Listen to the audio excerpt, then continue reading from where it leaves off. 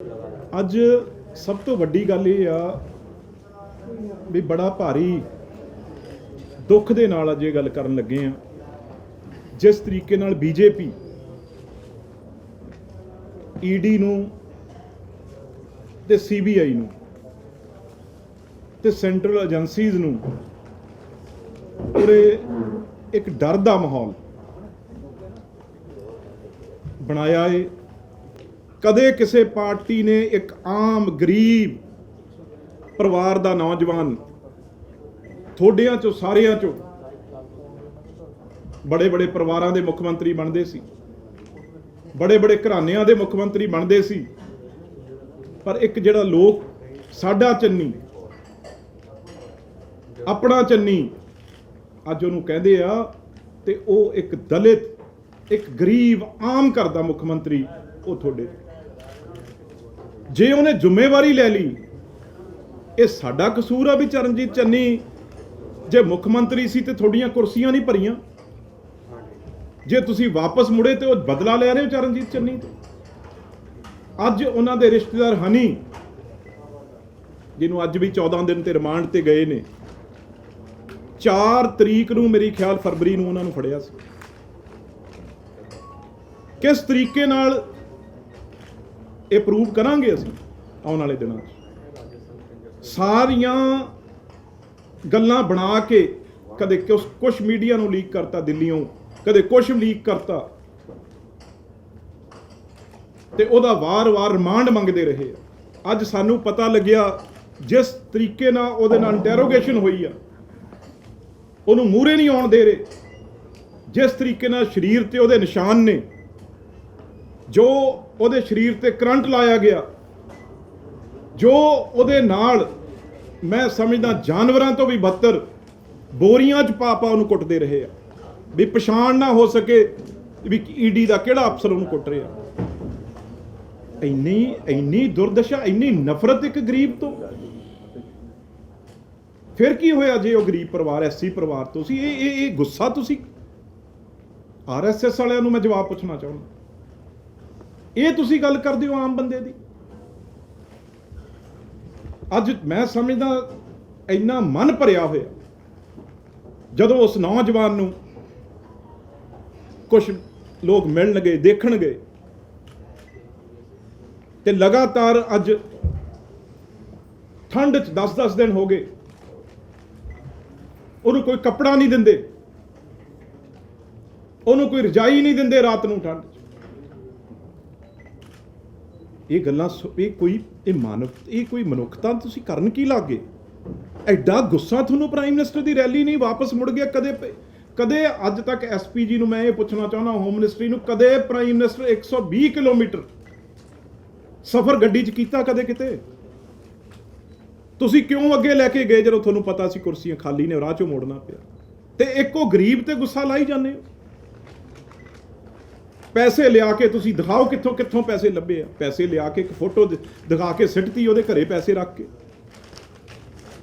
ਅੱਜ ਉਹਨੂੰ ਕਦੇ ਕਿੰਨੇ 100 ਕਰੋੜ ਦੀ ਗੱਲ ਕਰਦੇ ਹੋ, ਕਦੇ ਕੁਛ ਕਰਦੇ ਹੋ। ਕੋਰਟ ਨੇ ਵੀ ਇਹ ਕਿਹਾ ਵੀ ਜੋ ਕੁਝ ਤੁਸੀਂ ਉਹਨੇ ਤੁਹਾਨੂੰ ਦੱਸਣਾ ਸੀ ਜਾਂ ਤੁਸੀਂ ਉਹ ਤੋਂ ਜੋ ਕਹਾਉਣਾ ਸੀ ਕਹਾ ਤਾਂ ਲਿਆ। ਨਾ ਉਹਨੂੰ ਕੋਈ ਨਹਾਉਣ ਦਾ ਪਾਣੀ, ਨਾ ਉਹਦੇ ਨਾਲ ਇੰਨਾ ਤਸ਼ੱਦਦ ਕਦੇ ਦੇਖਿਆ ਨਹੀਂ ਸੀ। ਪਰ ਅੱਜ ਤੁਹਾਡੇ ਮੂਰੇ ਇਹ ਪ੍ਰੈਸ ਦੇ ਮੂਰੇ ਇਹ ਦੁੱਖ ਆ, ਇਹ ਦਰਦ ਆ ਅੱਜ ਰੱਖਣ ਲੱਗੇ। ਪੈਸੇ ਸੀ ਇਹ ਭਾਜਪਾ ਨੇ ਪਲਾਂਟ ਕੀਤੇ, ਕੇਂਦਰ ਸਰਕਾਰ ਨੇ ਪਲਾਂਟ ਕੀਤੇ ਨੇ ਟਾਰਗੇਟ ਕਰਨ ਦੇ ਲਈ ਜੀ। ਮੈਨੂੰ ਇਹ ਦੱਸੋ, ਜਿੱਥੇ ਜਿੱਥੇ ਬੀਜੇਪੀ ਇਲੈਕਸ਼ਨ ਹੁੰਦੀ ਆ ਉੱਥੇ ਹੀ ਕਿਉਂ ਜਾਂਦੀ ਆ? ਕਦੇ ਪਹਿਲਾਂ ਤੁਸੀਂ ਦੱਸ ਦਿਓ, ਕਦੇ ਈਡੀ ਦੀ ਕਿਸੇ ਨੇ ਨਾਂ ਵੀ ਸੁਣਿਆ ਸੀ? ਕਦੇ 10 ਸਾਲ ਡਾਕਟਰ ਮਨਮੋਹਨ ਸਿੰਘ ਦੀ ਸਰਕਾਰ ਰਹੀ ਹੈ ਕਾਂਗਰਸ ਦੀ, ਕਦੇ ਸੁਣਿਆ ਸੀ ਈਡੀ? ਬੀਜੇਪੀ ਦਾ ਨਾਂ ਹੀ ਈਡੀ ਤੇ ਸੀਬੀਆਈ ਆ। ਜਿੱਥੇ ਇਲੈਕਸ਼ਨ ਲੜਨ ਜਾਂਦੇ ਆ ਸਾਰੇ ਰਿਸ਼ਤੇਦਾਰਾਂ ਨੂੰ, ਚਾਹੇ ਮਮਤਾ ਬਨਰਜੀ ਸੀ, ਉਹਦੇ ਭਰਾ ਦੇ ਬੇਟੇ ਤੇ ਜਿਹੜਾ ਮੈਂਬਰ ਪਾਰਲੀਮੈਂਟ ਆ ਸਾਡੇ ਨਾਲ, ਉਹ ਤੇ ਕਿਉਂ ਈਡੀ ਦਾ ਛਾਪਾ ਪਿਆ? ਇਲੈਕਸ਼ਨ ਤੋਂ ਬਾਅਦ ਉਹਨੂੰ ਕਦੇ ਕਿਉਂ ਨਹੀਂ ਫੜਿਆ ਜੀ? ਉਹ ਕਿੱਥੇ ਗਿਆ ਕੇਸ? ਇਲੈਕਸ਼ਨ ਤੋਂ ਬਾਅਦ ਉਹਨੂੰ ਕਿਉਂ ਨਹੀਂ ਕਦੇ ਬੁਲਾਇਆ? ਯੂਪੀ ਦੇ ਵਿੱਚ ਗਏ, ਉੱਥੋਂ ਪੈਸੇ ਕੱਢ ਲਏ, ਕਿਤੋਂ ਵੱਡੀ ਸਟੇਟ ਆ ਉੱਥੇ ਉਸ ਹਿਸਾਬ ਨਾਲ 100 ਕਰੋੜ ਕੱਢ ਲਿਆ। ਇਹ ਦੇਖਿਆ ਵੀ ਇਹ ਤਾਂ ਐਸਸੀ ਪਰਿਵਾਰ ਗਰੀਬ ਪਰਿਵਾਰ ਆ, ਜੇ ਬਾਹਲਾ ਪੈਸਾ ਰੱਖਾਂਗੇ ਤਾਂ ਉਹਦੇ ਨਾਲ ਇਹ ਲੱਗੂਗਾ ਵੀ ਇਹ ਝੂਠ ਆ। ਉਹਨਾਂ ਕੁ ਪੈਸਾ 5 ਕਰੋੜ ਲਿਆ ਕੇ ਉਹਦੇ ਘਰੇ ਰੱਖਤਾ। ਲਗਾਤਾਰ ਜਿਹੜਾ ਇਹ ਚੰਨੀ ਦਾ ਤਾਂ ਮੁੱਖ ਮੰਤਰੀ ਚਿਹਰਾ ਇਹਨਾਂ ਤੋਂ ਬਰਦਾਸ਼ਤ ਹੀ ਨਹੀਂ ਹੋ ਰਿਹਾ ਵੀ ਇਹ ਲੋਕਾਂ ਦੇ ਵਿੱਚ ਲੋਕ ਇਹਨੂੰ ਆਪਣਾ ਕਿਉਂ ਸਮਝ ਰਹੇ ਆ। ਪਰ ਨਹੀਂ ਇਹ ਹੋਣਾ ਮੋਦੀ ਸਾਹਿਬ, ਇਹ ਨਹੀਂ ਹੋਣਾ। ਕਹਿੰਦਾ ਇਹ ਜੇ ਛਾਪੇ ਸੀ, ਚਰਨਜੀਤ ਚੰਨੀ 4 ਸਾਲ ਪਹਿਲਾਂ ਵੀ ਮੰਤਰੀ ਸੀ, ਚਰਨਜੀਤ ਚੰਨੀ 4 ਮਹੀਨੇ ਚੀਫ ਮਿਨਿਸਟਰ ਸੀ ਪਹਿਲਾਂ, ਉਦੋਂ ਪਹਿਲਾਂ ਸੀਐਲਪੀ ਲੀਡਰ ਸਾਡੇ ਕਾਂਗਰਸ ਦੇ ਰਹੇ ਆ। ਇਸ ਦਿਨਾਂ 'ਚ ਕੀ ਹੋ ਗਿਆ ਸੀ? ਇਹ ਇਲੈਕਸ਼ਨਾਂ ਤੋਂ ਜਦੋਂ ਮੋਦੀ ਸਾਹਿਬ ਵਾਪਸ ਮੁੜ ਗਏ, ਕਿਸਾਨਾਂ ਨੇ ਨਹੀਂ ਵੜਨ ਦਿੱਤੇ, ਤੇ ਉਹ ਕਿਸਾਨਾਂ ਦਾ ਮਜ਼ਦੂਰਾਂ ਦਾ ਗੁੱਸਾ ਹੈ ਜਿਹੜਾ ਉਹ ਚੰਨੀ ਦੇ ਤੁਸੀਂ ਬੱਚਿਆਂ ਨਾਲ ਕੱਢੋਗੇ। ਇੱਕ ਰਿਸ਼ਤੇਦਾਰ ਨੂੰ ਤੁਸੀਂ ਜਿਹੜਾ ਹੈ ਉਹ ਮਤਲਬ ਇਸ ਤਰੀਕੇ ਨਾਲ ਤੁਸੀਂ ਉਹਦਾ ਹਾਲ ਕਰੋਗੇ। ਤੁਸੀਂ ਬਾਹਰ ਜਦੋਂ ਉਹ ਬਾਹਰ ਆਊ ਤਾਂ ਦੱਸੋ ਆਪਣਾ ਦਰਦ। ਉਹਨੂੰ ਤਾਂ ਬਾਹਰ ਨਹੀਂ ਆਉਣ ਦਿੰਦੇ। ਜਦੀ ਕਿਹੜਾ ਐਸਾ ਉਹਨੇ ਕੀ ਕਰਤਾ ਜਿਹੜਾ ਰਿਮਾਂਡ ਤੇ ਰਿਮਾਂਡ ਤੁਸੀਂ ਲੈ ਰਹੇ ਹੋ? ਕੋਰਟ ਨੇ ਵੀ ਇਹ ਕਹਿਤਾ ਵੀ ਨਹੀਂ ਦੇਣਾ ਤੁਹਾਨੂੰ।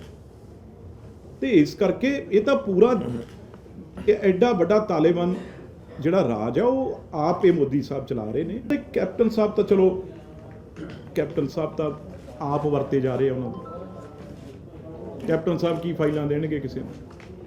ਕੈਪਟਨ ਸਾਹਿਬ ਤਾਂ 4 ਸਾਲ ਆਪ ਉਹਨਾਂ ਦੇ ਇਸੇ ਈਡੀ ਦੇ ਸਾਰੇ ਪਰਿਵਾਰ ਤੇ ਈਡੀ ਦਾ ਕੇਸ ਅਕ ਨਹੀਂ ਹੈ। ਅੱਜ ਫਿਰ ਈਡੀ ਨੂੰ ਜੇ ਉਹਨਾਂ ਤੇ ਕੇਸ ਸੀ, ਅੱਜ ਉਹਨਾਂ ਨੂੰ ਕਿਉਂ ਨਹੀਂ ਫੜਿਆ? ਇਹ ਹਨੀ ਨੂੰ ਕਿਉਂ ਫੜਿਆ? ਇਹ ਐਸਸੀ ਆ, ਗਰੀਬ ਆ, ਤੇ ਕੈਪਟਨ ਅਮਰਿੰਦਰ ਸਿੰਘ ਮਹਾਰਾਜੇ ਪਰਿਵਾਰ ਦਾ ਏ ਤੇ ਤੁਹਾਡੇ ਨਾਲ ਰਲਿਆ ਏ। ਤੁਸੀਂ ਉਹਦੇ ਮੁੰਡੇ ਨੂੰ ਕਿਉਂ ਨਹੀਂ ਹੱਥ ਲਾਉਂਦੇ? ਉਹਦੇ ਵੀ ਤਾਂ ਈਡੀ ਦੇ ਕੇਸ ਨੇ। ਈਡੀ ਦੇ ਕੇਸ ਨੇ ਜਿਹੜੇ ਉਹ ਤੁਹਾਡੇ ਕੈਂਡੀਡੇਟ ਮਜੀਠੀਏ ਤੇ ਵੀ ਨੇ। ਉਹਨੂੰ ਕਿਉਂ ਨਹੀਂ ਹੱਥ ਲਾਇਆ ਬੀਜੇਪੀ ਨੇ? ਤੁਸੀਂ ਅੰਦਾਜ਼ਾ ਲਾਓ ਨਾ ਵੀ ਪੰਜਾਬ 'ਚ ਜਿਹੜੇ ਗਰੀਬ ਆਦਮੀ ਆ, ਇੱਕ ਜਿਹੜਾ ਲੋਕਾਂ ਦਾ ਹਰਮਨ ਪਿਆਰਾ ਏ, ਉਹਨੂੰ ਹੀ ਤੁਸੀਂ ਹੱਥ ਲਾ ਰਹੇ ਹੋ।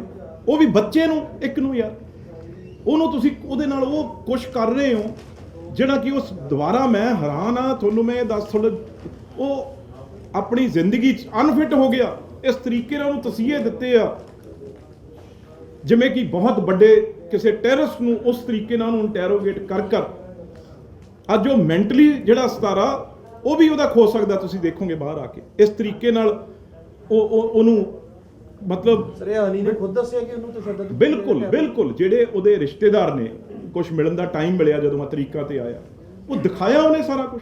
ਇਹ ਪੂਰਾ ਹਿਸਾਬ ਲਾਇਆ ਜਾ ਰਿਹਾ, ਪੂਰਾ ਹਿਸਾਬ। ਬਹੁਤ ਵੱਡੇ ਅਸੀਂ ਵੀ ਦਿੱਲੀ 'ਚ ਦੋਨੋਂ ਐਮਪੀ ਆ, ਸਾਡੇ ਵੀ ਜਿੱਥੇ ਪਾਰਲੀਮੈਂਟ 'ਚ ਇਹ ਬਹਿੰਦੇ ਅਸੀਂ ਵੀ ਉੱਥੇ ਬਹਿਨੇ ਆ। ਇਹ ਪੂਰਾ ਵੱਡੀਆਂ ਏਜੰਸੀਆਂ ਵੱਡੇ ਇਹਨਾਂ ਦੇ ਪਲਾਨ ਜਿਹੜੇ ਕਰਦੇ ਆ ਉਹ ਦੇਖਣ ਲੱਗੇ ਹੋਏ ਆ ਵੀ ਕੀ ਇਹ ਸਾਰਾ ਕੁਝ ਕਰਨ ਦਾ, ਬਾਹਰ ਖੋਲਣ ਦਾ ਸਾਰਾ ਕੁਝ ਜੋ ਵੀ ਇਹਨਾਂ ਨੇ ਧੱਕੇ ਨਾਲ ਉਹ ਤੋਂ ਕਰਵਾਇਆ। ਕਰੰਟ ਲਾ ਜੋ ਉਹਦੇ ਤੁਹਾਨੂੰ ਮੈਂ ਦੱਸਿਆ ਵੀ ਉਹਨੂੰ ਨੰਗਾ ਬਾਹਰ ਪਾ ਜੋ ਕੁਛ ਨਹੀਂ, ਇੰਟੈਰੋਗੇਸ਼ਨ ਘੰਟੇ ਦੇ ਘੰਟੇ ਉਹਨੂੰ ਲਾਈਟਾਂ ਉਹਦੇ ਪਾ ਕੇ ਜਗਾ ਕੇ ਰੱਖਿਆ। ਮੈਂ ਤਾਂ ਹੀ ਕਹਿੰਦਾ ਵੀ ਮੈਂਟਲੀ ਜਿਹੜਾ ਉਹਦਾ ਹਾਲਾਤ ਵੀ ਕੋਈ ਚੰਗੇ ਨਹੀਂ ਗੇ।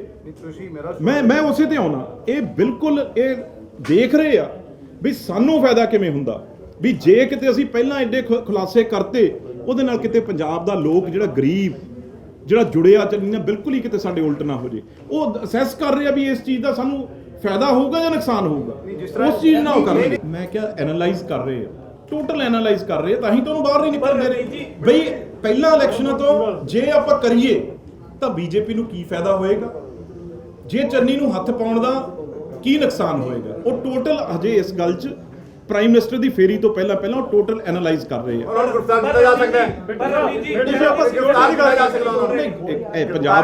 ਪੰਜਾਬ ਹੋਣ ਦੇ ਦੂ ਗ੍ਰਿਫਤਾਰ ਚਰਨਜੀਤ ਚੰਨੀ ਨੂੰ। ਦੇਖੋ ਜਦੋਂ ਅਸੀਂ ਆ ਗਏ ਤੁਹਾਡੇ ਮੂਹਰੇ ਨਾ ਕੋਈ ਰੁੱਸਿਆ ਰਹੂਗਾ, ਤੇ ਇਹ ਕਾਂਗਰਸ ਪਾਰਟੀ ਆ, ਪਾਰਟੀ ਉਹਨਾਂ ਨੂੰ ਕੋਈ ਪ੍ਰੋਗਰਾਮ ਜਿੱਥੇ ਲੋੜ ਹੋਏਗੀ, ਸਰ ਪ੍ਰਧਾਨ ਸੁਣੋ ਜਿੱਥੇ ਲੋੜ ਹੋਏਗੀ ਉਹਨਾਂ ਦੇ ਹੈਲੀਕਾਪਟਰ ਵੀ ਤਿਆਰ ਖੜਾ ਹੈ ਪਾਰਟੀ ਦਾ। ਜਿਵੇਂ ਚੰਨੀ ਜੀ ਤੇ ਜਿੱਦਣ ਰਾਹੁਲ ਗਾਂਧੀ ਜੀ, ਜਿੱਦਣ ਪ੍ਰਿਯੰਕਾ ਗਾਂਧੀ ਜੀ, ਉਹਨਾਂ ਦੇ 4-5 ਦਿਨ ਦੇ ਅੱਗੇ ਪ੍ਰੋਗਰਾਮ ਨੇ, ਤੇ ਉਹਨਾਂ ਨੂੰ ਆਪਣੇ ਵਿਧਾਨ ਸਭਾ 'ਚੋਂ ਉਹ 4-5 ਦਿਨ ਉਹਨਾਂ ਨਾਲ ਜਿੱਥੇ ਵੀ ਕੰਪੇਨ ਤੇ ਆ ਪੀਸੀਸੀ ਪ੍ਰਧਾਨ ਨੇ ਰਹਿਣਾ ਹੈ ਤੇ ਇਸ ਕਰਕੇ ਉਦੋਂ ਪਹਿਲਾਂ ਆਪਣੇ ਕੰਪੇਨ ਕਰ ਰਹੇ ਨੇ। ਦੇਖੋ ਮੇਰਾ